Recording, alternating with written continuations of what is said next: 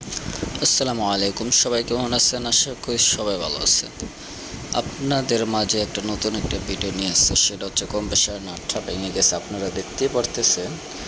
আমরা এই নাটটা খুলে আপনাদেরকে দেখাবো যে জংকার নাট কীভাবে খুলতে হয়, যার জন্য আমরা WD-40 মারতেছি একটু বেশি করে, যাতে নাটটা ভিতর থেকে না ভেঙে যায়। আর ভিতর থেকে ভাঙলে কী হবে এটা তো আপনারা আমার থেকে আরও বেশি ভালো জানেন। যাই হোক, যারা নতুন কাজ শিখতেছেন অথবা কাজ শেখার জন্য আগ্রহী, তারা এই ভিডিওটা দেখলে এটার থেকে অনেক কিছু শিখতে পারবেন। আমরা WD মারার পরে কয়েকটা হাতুড় দিয়ে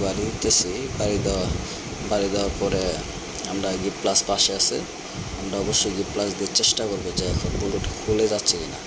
এই যে আমরা চেষ্টা করতেছি, কিন্তু মনে হচ্ছে বোল্টটা খুলবে না, নাটটা খুলবে না। তো নাটটা যদি নাই খুলে, কিন্তু ভিতর থেকে যদি ভেঙে যায়, তাহলে আর বিপদ আরও বেশি। যার জন্য আমরা WD-40 আর একটু বেশি করে মারতেছি। এখন আমরা আরেকবার চেষ্টা করতেছি, দেখতেছি নাটটা খুলে কিনা। যাই হোক, গিট প্লাসটা এরকমভাবে টাইট দিতেছি যাতে গিট প্লাস যাতে না ঘুরে, যাতে আপনার নাটটা যাতে ঘুরে। যাই হোক, মনে হচ্ছে এই চেষ্টাতে সফল হব। ঠিক আছে, রাইট। এই যে নাটটা খুলে গেছে। যাই হোক, একটু বল্টু বেশি বলি, কারণ আমরা দোকানে অনেক ছেলেপেলেদেরকে বল্টু করে বলি, তো যার জন্য আমরা একটু বেশি করি, শয়তানি করে। যাই হোক, নাটটা বাইক খোলা শেষের দিক, আর মনে হচ্ছে খুলবে, ভাঙবে না।